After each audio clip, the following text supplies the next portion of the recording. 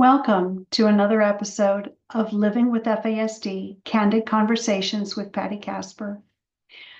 This podcast is for those who are living with the effects of prenatal exposure to alcohol, their loved ones, and anyone else wanting to learn more about fetal alcohol spectrum disorders. Each week, you'll hear from someone whose expertise is either professional or living experience with FASD. I'm your host, Patti Kasper, bringing you both. Now let's get started with another candid conversation.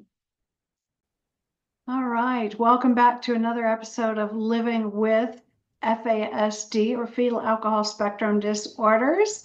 And today we have back with us my good friend, Dr. Jerrod Brown, who has been a regular in the first two seasons of the show.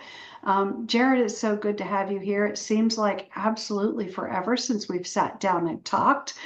Tell us how you're doing and what it is we're going to be learning about from you today.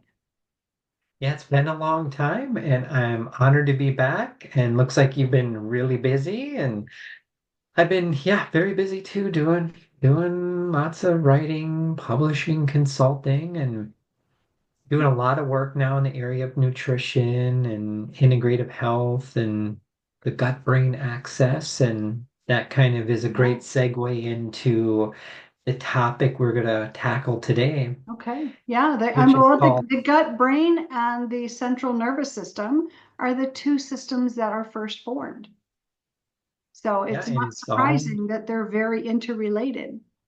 definitely, absolutely. And the topic today is going to be new, I think, to most people who listen to this. It's called psychogastroenterology.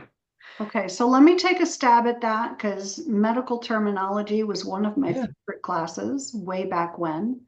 I must confess to sitting in the back of the room and making words using bits and pieces and having fun with it as only someone in their late teens, early 20s would do. So the psycho means the mind is involved. The gastro is the stomach and gut involved, and the entero is the intestines, right? it's all interconnected. Okay. All Absolutely. right. Great So I job. wasn't too far off. Absolutely. It's fantastic. So why should we all be curious about this and be thoughtful about how it might interplay with the particular issues that we face as someone with living experience or as a parent of a child who's got FASD? Yeah, well, this term is being talked about more and more. There's more research out there, but nothing in the FASD literature that uses this term that I'm aware of. But we are seeing some studies finally come out now talking about gut health issues are elevated in folks with FASD. I mean, we've known it for years. I've seen it firsthand with clients I've worked with. You hear anecdotal stories. But why do you want to study the gut when studying FASD? Well, the gut's the hub of immunity, and if the gut's not working properly, that impacts your mood state, your sleep, your metabolism, your hormones, you name it. So that gut-brain axis is so important to understand, regardless if it's someone with FASD or not, because gut health issues very, very common in our just general society. And a frontline intervention for anybody that wants to improve health should really look at their gut as well. Because if you're not sleeping well, your gut's probably not working at optimal levels. If you don't eat well, if you deal with a lot of stress, the list goes on. So it's all interconnected. The brain body connection is And why I love this field of study.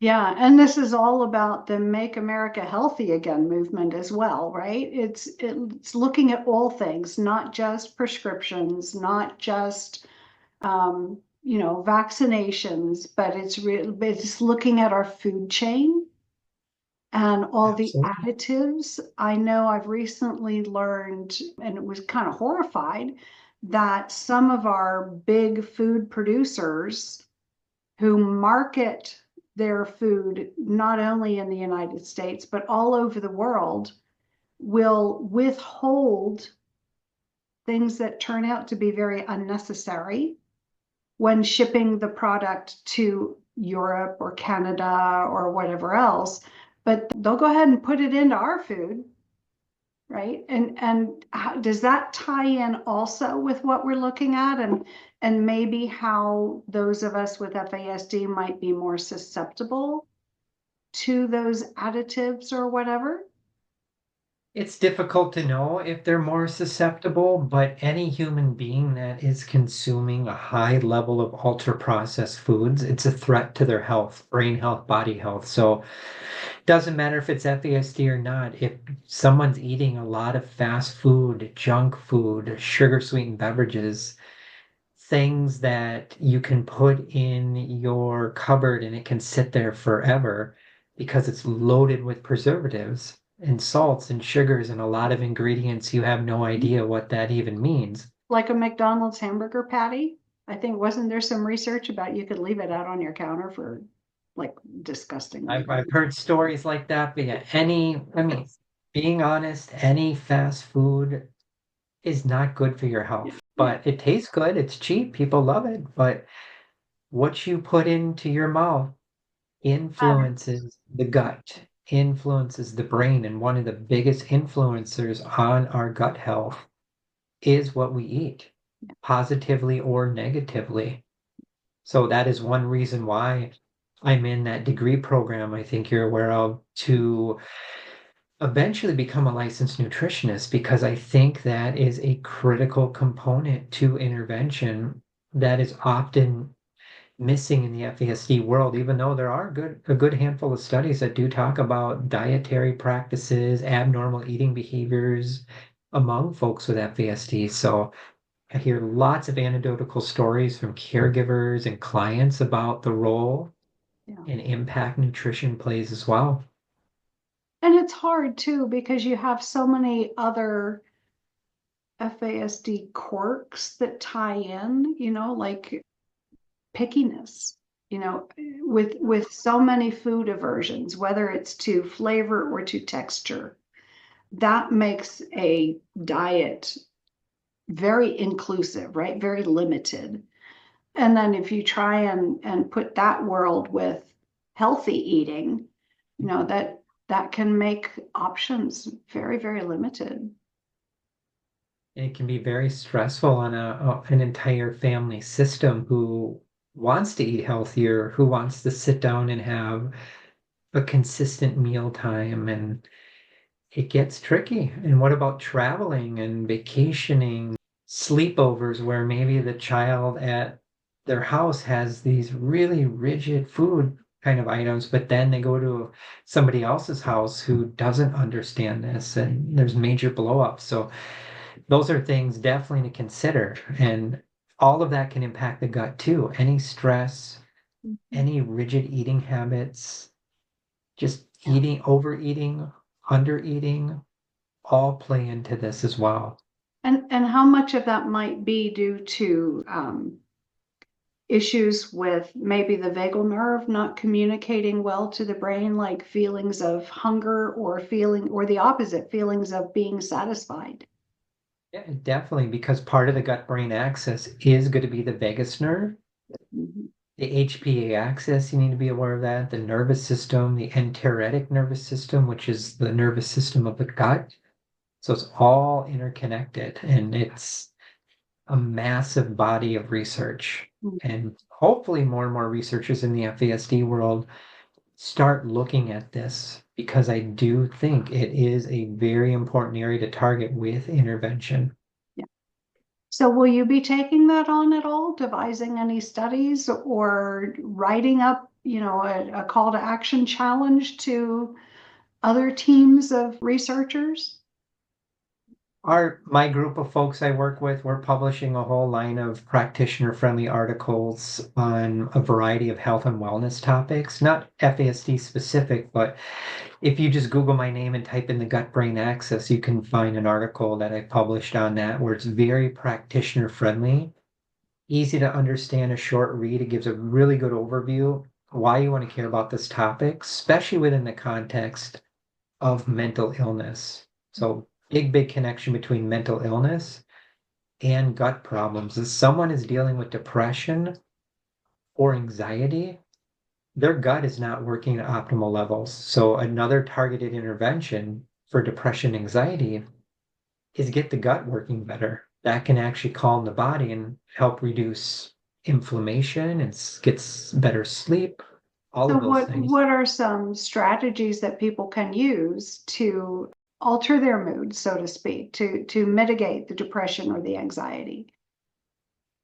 Eat healthier, exercise, try to get better sleep, take breaks, Mhm. get off the screen, be around positive people, get out in nature more, practice gratitude, optimism, self-compassion, biofeedback, neurofeedback, transcranial magnetic stimulation. I mean, That's a million mouthful. interventions, all kinds of good What is stuff. that? So Transcranial what? transcranial magnetic stimulation, people can Okay. Google that. It's non-invasive brain stimulation, all kinds of stuff out there.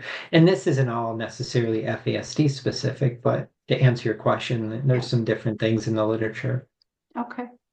All right. And I'm just trying to think of some, like, is there any specificity as to, if you do this, you'll see, I don't know.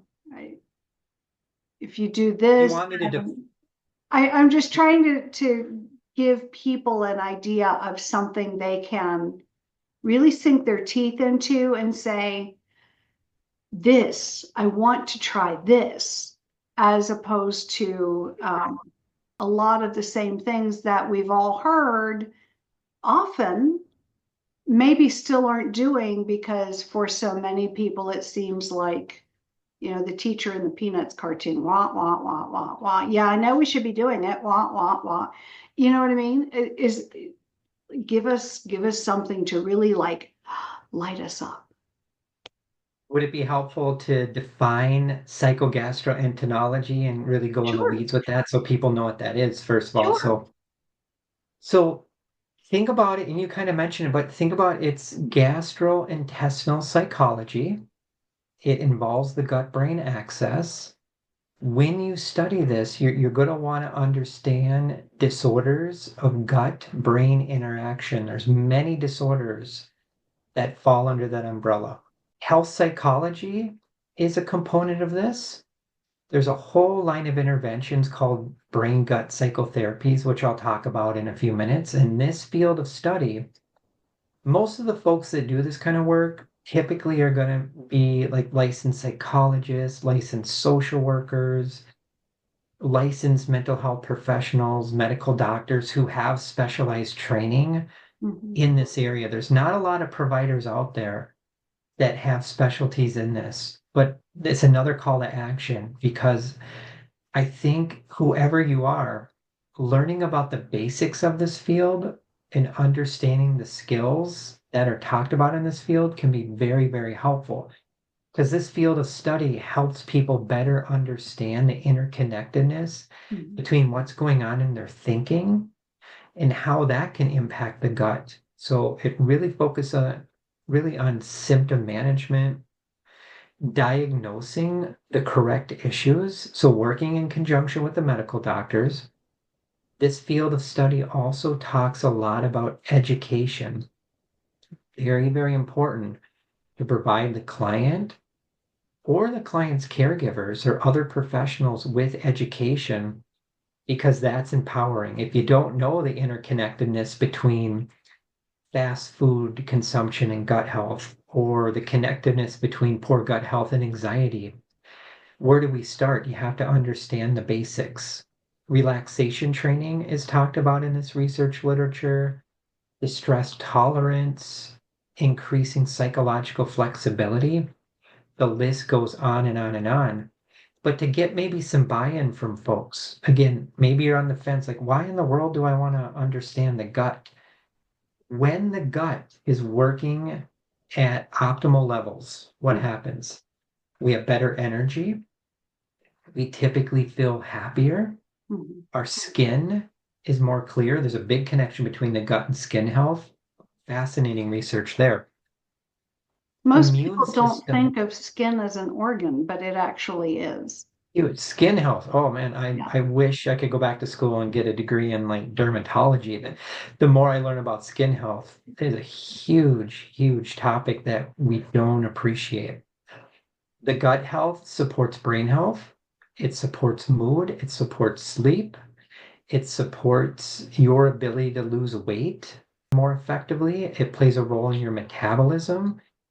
And it plays a role in how you react to stress. So people with a poor gut are more prone to reacting to stress more ineffectively than someone that has a really healthy gut. So that's one reason why you want to get a few reasons why you want to get the gut working at a much more optimal level. So I know that there's a connection between FASD and oftentimes, not always, but a correlational relationship between FASD and digestive disorders such as gastroparesis, or which is the inability to move food through the gut at the proper rate so that things are optimally digested and utilized by the body.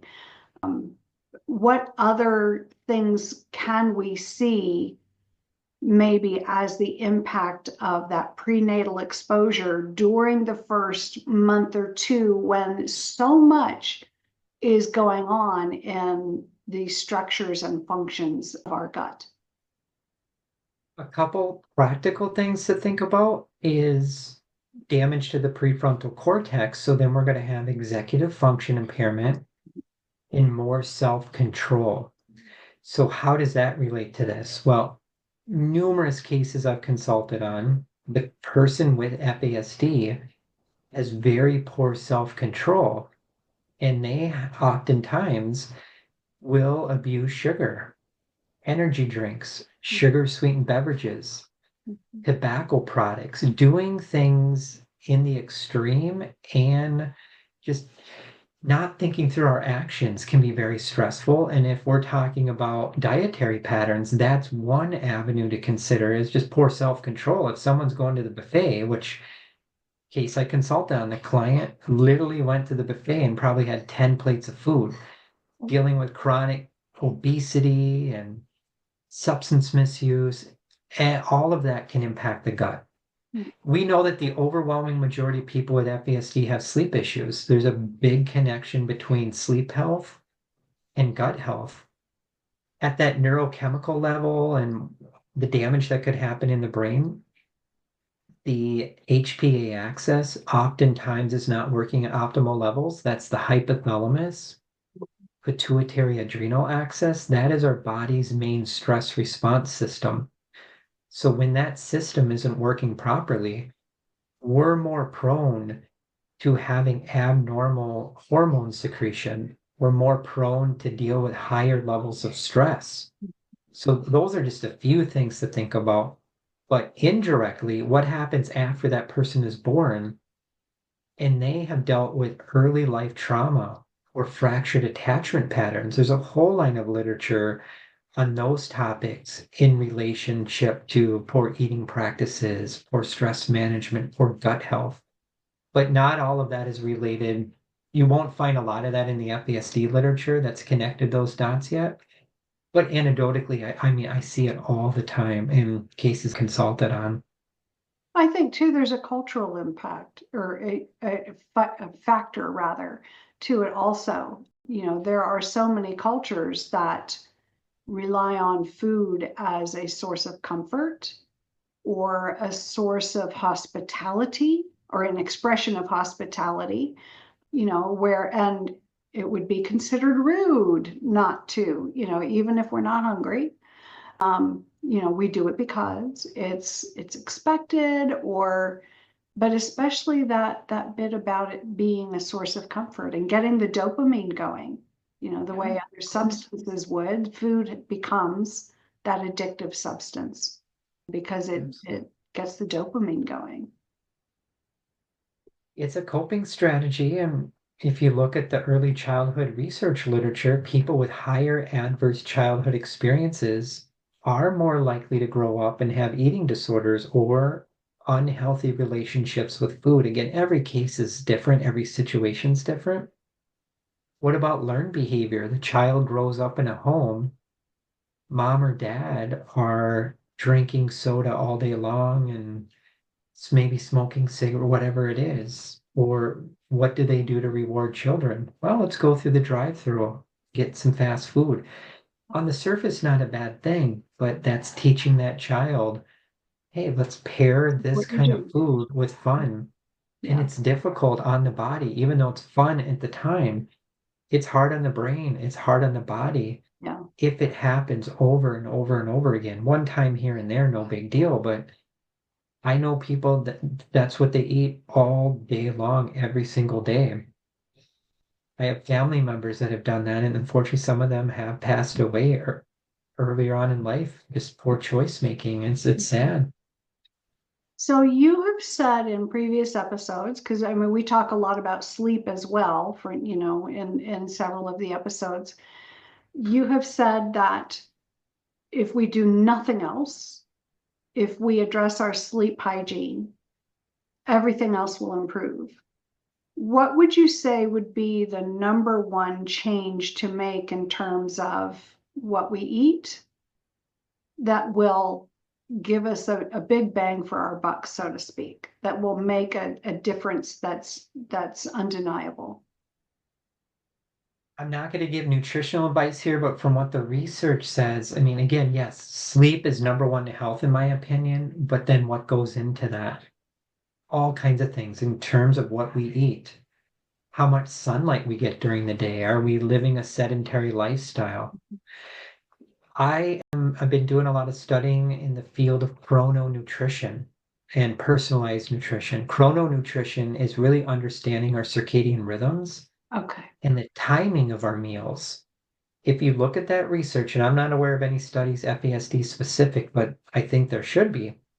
If people, and this is different for everybody, we're all wired differently, different biochemical individuality, genetics and stuff, but if people have a tendency to eat large meals right before bed, that can throw off our sleep. Or Yeah. what happens if someone has like acid reflux and they're eating a ton of spaghetti right before bed and having lots of tomato sauce? Hmm. That's going to be tricky. What Yeah. happens if someone consistently skips breakfast? That's a whole nother can of worms. Just Google consistent breakfast skipping and the impact that has on brain and body health in children. Hmm. What about what the person eats? Again, are they having healthy foods that are loaded with vitamins and minerals, or are they eating foods that fall under the umbrella of the Western diet, which is going to be fast food, processed foods, lots of red meat, Mhm. lots of sugar, sodium, typically not a lot of fiber, typically not a lot of fruits or vegetables. What happens if someone through the day, and this comes up all the time, there's a case I consulted on a while ago. The adult female had FASD, without a doubt, was diagnosed. She would go all day long without drinking any water and would just drink diet sodas all day long. And she ended up in the emergency room several times over the years for low-grade dehydration and kind of kidney issues. So water plays a I role here as well. I knew someone that went to the emergency room with symptoms of a heart attack, and it was caffeine overdose because as a truck driver, all he consumed was Mountain Dews and Red Bulls. Did we do an episode on sugar sweetened beverages or energy drinks? I know I've done it with a couple other I think we've podcasts. we've talked about it a little time, Yeah, but we haven't done a whole episode on it. yeah. I've done a lot of work in the area of excessive sugar consumption, caffeine, sugar sweetened beverages, and if you look at that literature, it's scary and it is a threat to human health. And yes, some people end up in the emergency room. It can I know trigger I've made some anxiety. changes based on our frequent conversations. Not enough, I will admit, but I don't do soda. I stopped doing Crystal Light because that's what I was drinking. I haven't had much soda in years and years and years, but I was drinking tons of Crystal Light because it's sugar free and they have so many flavors. It's really good. but our discussion over some of the more modern artificial sweeteners, yeah, scary stuff.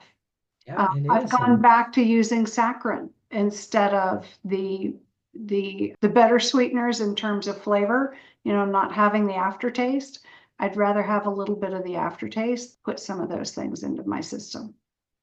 So you've definitely been making a difference, at least for me. thank you. Thank you. Well, with the energy drinks, before I forget, there is research that regular consumption of energy drinks can trigger anxiety, nervousness. You mentioned the cardiovascular kind of symptoms. It absolutely can impact the gut, impacts our sleep, and it may play a role in weight gain because a lot of these drinks are not always sugar free.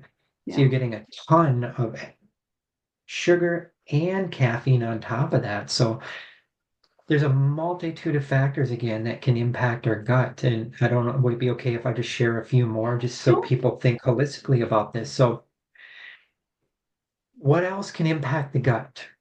Shift work can impact the gut. If someone is, we don't think about that. I used to do shift work back in college and stuff. That I could never do shift work again at my age and stuff. That's hard on the body without a doubt. Yeah. Let me just clarify for the audience. We're saying shift, SHIFT. Thank you. Jet lag, social jet lag, those kind of terms. So that's definitely a factor. I briefly mentioned it before, but what happens if it's somebody that gets up every day and they work in a basement and they're not getting any sunlight whatsoever? Imagine being the workers in the Western Pennsylvania in the underground facility that processes the retirement packages for federal workers. Did you see that in the news a Don't couple know. months ago? I don't. Oh, good golly. It's an old limestone cavern system. Okay. And so if you work for the federal government and you go to retire, it takes months to get your benefits processed and rolling out to you because it's not computerized. It's all done by hand, one retirement case at a time, like Yeah, 18 floors below the surface of the earth. And those people don't ever see the sun. it's huge. So in an ideal world, if you look at it through that chrononutrition, chronobiology, circadian rhythm, you get up in the morning, you ease out of bed, you don't just jolt out of bed. Maybe you start your day out slowly, you're easing into it, you're getting a little movement, you're getting some natural sunlight, some fresh air. Excellent for mental health, excellent for your sleep that coming night. The research, I don't know, I didn't coin this, many authors use this over and over again. A good night's sleep starts by what you do in that morning and then what you do through the day, what you eat, what you think, who you associate with, how much sunlight you get. But then on the flip side of that, come nighttime, are you an individual who's glued to the news, social media? You work a lot in the evening and now you're staring at that screen right up until bedtime. Mhm. That is not good for sleep or circadian rhythm. So too much either way, and it's all the timing too when we do this. If you are going to eat a lot of food, have it more in the morning than in the evening and stuff. Yeah, I So like my lunch to be my biggest meal. yeah, it's tough to know it, but yeah, as a whole, having your largest meal right before bed probably not good because you have time during the day to burn it off. You're moving more and things like that. Common sense, of course, but and again, what we eat plays a huge role. What kind of medications you're on. Again, I'm not going to name specific medications except for antibiotics, and I'm not knocking antibiotics. They do wonderful things, but you They will also find disrupt the gut. one of the big things in this research literature that talks about if you were to like start becoming knowledgeable and maybe doing intakes with people, getting a holistic understanding. Tell me about your history of probiotic use. People that use a lot of probiotics, especially early on in life, are going to have more gut health issues. So Really? repopulating the gut, definitely. Yeah, working with a provider who understands that, maybe looking at working with a provider who understands probiotics, prebiotics, what kind of foods, fermented foods, but don't do it by listening to this. Talk to your doctor Yeah, first and yeah, work with for somebody. sure, for sure. But that caught me off guard because you generally think of pre and probiotic consumption being a good thing. No, yeah, it is a good thing, but Oh, yep. gotcha. If someone's been on a ton of antibiotics throughout their Gotcha. life, especially in childhood, and then no one ever connected the dots. Well, maybe after you're on those antibiotics, you need to repopulate with some probiotics and stuff. But Mhm. it's not as simple as, hey, go take that probiotic.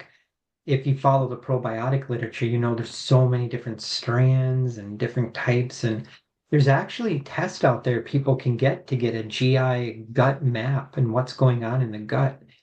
Unfortunately, they're very expensive and a lot of times not covered by insurance. So a lot of times like functional medicine doctors do those kind of things, but I have family members who have done them and they have been invaluable finding out things that you would have never guessed, where you can make then changes and things like that. But So I'm curious, Jerrod, you mentioned before when the last time we talked about sleep, you said that our sleep wake cycle, that one of our basic circadian rhythms is set while we are still in the womb.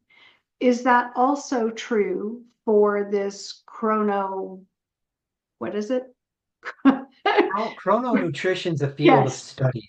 Is that So, also set while we are still in the womb, the way our body has a preference for utilizing things? well, chrono is more that field of study, just trying to understand the rhythms and the timing for every person. But in the FASD world, and this is what I forgot to mention, there is some research that does show that prenatal alcohol exposure does impact parts of the brain related to circadian rhythms and melatonin secretion. So after that child's born with FASD, they might have more circadian rhythm misalignment caused by the prenatal alcohol exposure, and the way in which their brains produce melatonin may be different than someone that wasn't exposed in utero. So that gets very, very tricky. But then environmentally, what is going on after the child's born? Are they being reinforced by there's no sleep schedule, there's no structure, there's no rhythm, or is it a very loving, stable, kind home where there's a lot of structure and there's consistent bedtimes, there's consistent meal times? That can help improve this. But again, working with providers too, or maybe you're doing some melatonin testing, you're working with a nutritionist who understands chrononutrition and talking about meal timing with the family. It's really interesting. It's tricky, but the more I get into the weeds with this, I am leaning to, and I could be wrong on this. Please push back anyone if you hear this. I could be wrong, but I am really leaning to the fact that circadian rhythm alignment is one of the most important things we can do for our health, because circadian rhythm alignment is interconnected with our gut microbiome and what's going on in our gut. So Okay. a great way to regulate the gut is to regulate our circadian rhythms. And if we can do both, that Okay. trickles down into helping us sleep better as well. So you're talking about alignment. What are we wanting to align ourselves with? Well, we want to look at meal timing. We want to look at consistent bedtimes. We want to be aware of light exposure in the morning versus night. We want to understand what's going on in that household too, in terms of everyone's rhythm. Because Mm. maybe one parent's working overnight, comes home, bless their heart, but they open the door and it's loud and everybody wakes up. Maybe someone has a pet in their bedroom and that pet's waking up consistently through the night, or they have their cell phone right beside Our, them, and our all dogs of that get is us not up good. between 12:30 and 1:30 every night. Potty break. Yeah, so I mean, if we can align our rhythms, and we're all different, there's an evening proneness, there's a morning proneness. Some people are more night owls and love being, and they we have to understand everyone's rhythm is different. So that's really chronobiology. It's really fascinating stuff. But another intervention for any human being is circadian rhythm alignment, sleep improvement, and gut health and nutrition. They all go hand in hand. And how many of us are that strict and we're consistent with all of these things? And how many people maybe are consistent during the weekday, but then come the weekend, they're up really late watching movies, having fun, and then come Monday morning, their whole system has to recalibrate. So it's that roller coaster ride. We want to get more rhythm in our life. It doesn't mean we have to be perfect, but if like one day we go to bed at 10 o'clock, the next day it's 2 o'clock, the next day it's 7 o'clock, that's a roller coaster ride in Yeah. our body. It wreaks chaos in our bodies over the long, which then impacts the gut, which then impacts our mood and hormones and all kinds of stuff. Personally, I think you have a very small window for when you can abuse yourself in terms of those, bedtimes. And I think that's like the mid to late 20s, you can get away with it. It's been my experience that, Mine too, trust me. yeah, can't go there anymore.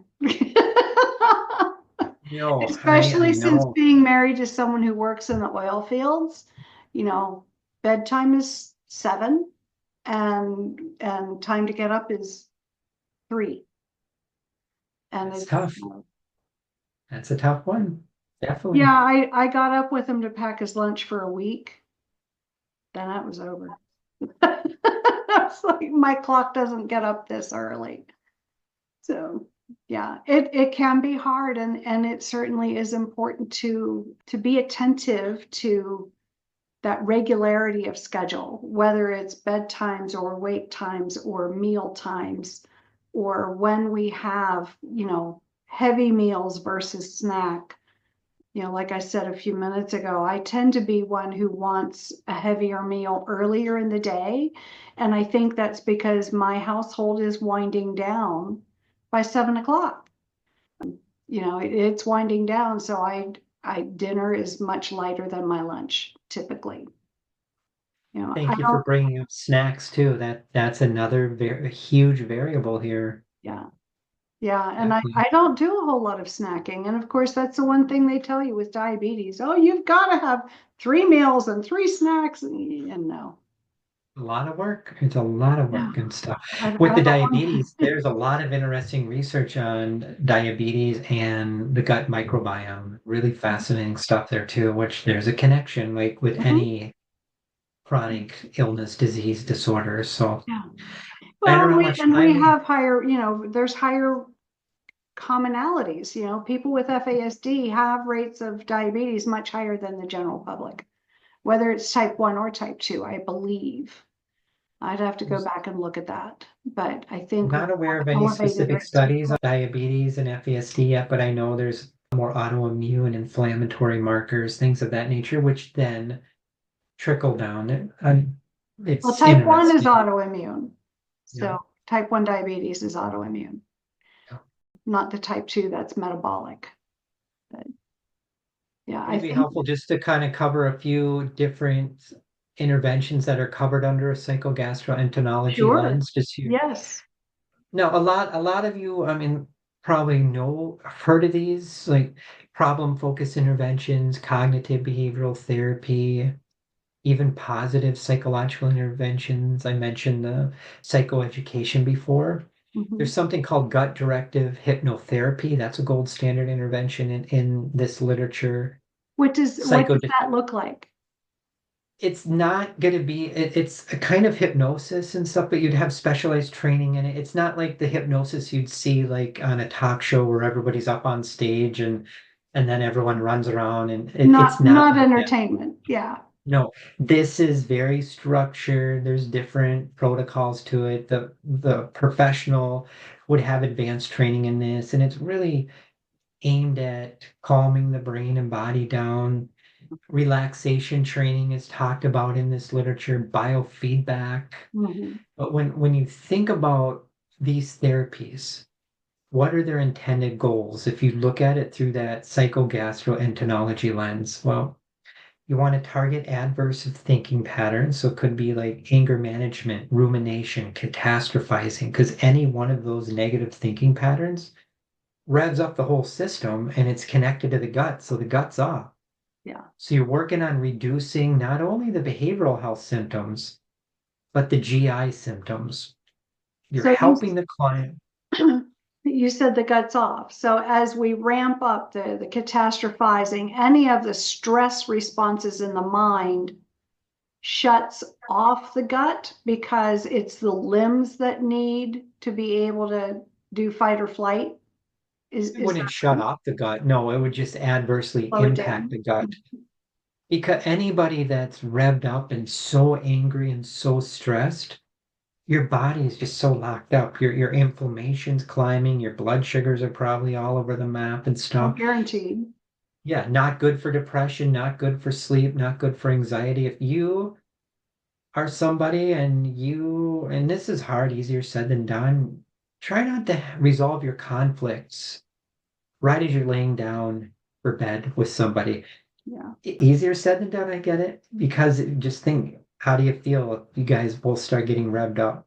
Well, you're tense. Your cortisol is going up. You don't want a lot of cortisol right before you're going to bed. You want the melatonin to go up. You want the Right. cortisol to go up when you're waking up in the morning and stuff. And there's a whole line of research that's talked about in this literature that's focusing on GI specific anxiety or symptom hypervigilance, rigid coping patterns. So if someone is very rigid in their coping, all or nothing thinking, Mm.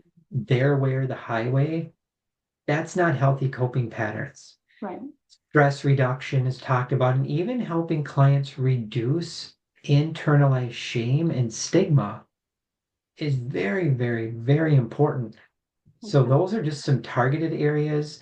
A couple other things that come up in this literature is really focusing on like compassion focused therapy or acceptance and commitment therapy or helping the client build greater levels of resilience. A Mhm. lot of therapists probably have training on this, but they don't have training on the gut per se. So all therapists listening to this, psychologists, social workers, licensed providers, you would do quite well learning about the gut and infusing that into the good work you're already doing. Yeah. I'm not affiliated with this group, but if you're looking for a good resource for different online trainings, the Rome Foundation is kind of that big group that publishes, does trainings around this topic. That's where the big wigs are out of. It's the Rome Foundation. Very Spell that lovely for website. us.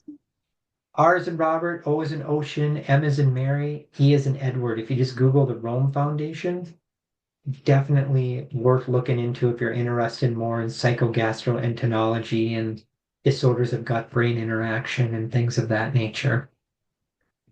Yeah, I wanted to clarify if it was roam the city or roaming around, because spelled differently. There's a million other interventions to consider, but if you want me to go deeper in the weeds with anything or any questions, whatever I can do to be I helpful. I think I've done fairly well at tossing questions out at you throughout. As they come to mind, I tend to blurt them out, and apologize if I've derailed some of your thoughts. Is that right? No, Um, no. Great this questions. this really is fascinating. Truly is fascinating, and I think it's something that we can all be more thoughtful of. And, especially as we just think about what are some things that we can do, because like I've said many times, interventions, accommodations, they don't need to be expensive or complicated. It's like get better sleep. That doesn't cost anything, but it makes a world of difference. But so does eating right. Well, eating right actually does cost more than the junk food does, but it's well worth it. There was one study I'm aware of where that's what I always think, but there was one study that showed that maybe eating healthier is not more expensive if you do it right. Okay. And what I say that is think about what it costs for like a tub or tin of like mixed greens versus you're going and buying a steak. Compare those costs. Again, easier said than done. It takes a lot of discipline. It takes a lot of intentionality, Yeah. but it is worth maybe if you are working with someone with FASD or you are a person with FASD, I think it's wonderful to maybe get a referral or contact a registered dietitian Mhm. or licensed nutritionist because they can help provide education around this, increase health literacy and nutritional literacy, and teach about healthy meal planning, or maybe even do a trip or a virtual trip to the grocery store and talk about cost That's a saving cool idea. ideas. Yeah. Yeah, And definitely. and you are right. I noticed like when I was living in California, when the minimum wage went up so drastically, we saw employment at fast food restaurants fall, spectacularly because nobody could afford to go to the drive-through every day anymore. And many more people started home, increased their home cooked meals because it was more affordable. Yeah. Take baby steps. We're not going to make these changes overnight, but Small making and steady. little healthy lifestyle changes in conjunction with your medical provider.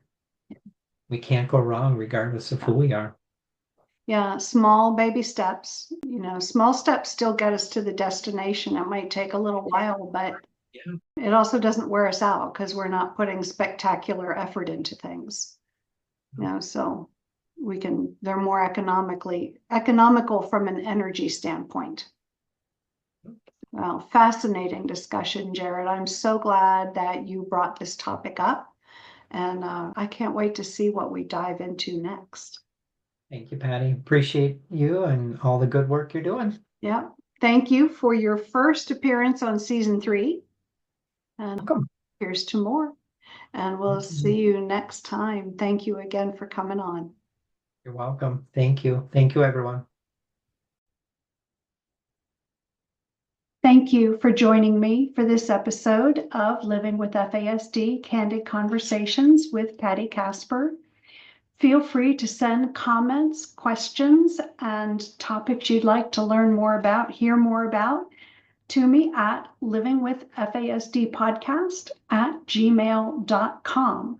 Please remember to like, follow, and share this podcast on whatever platform you use so that more people can find the podcast.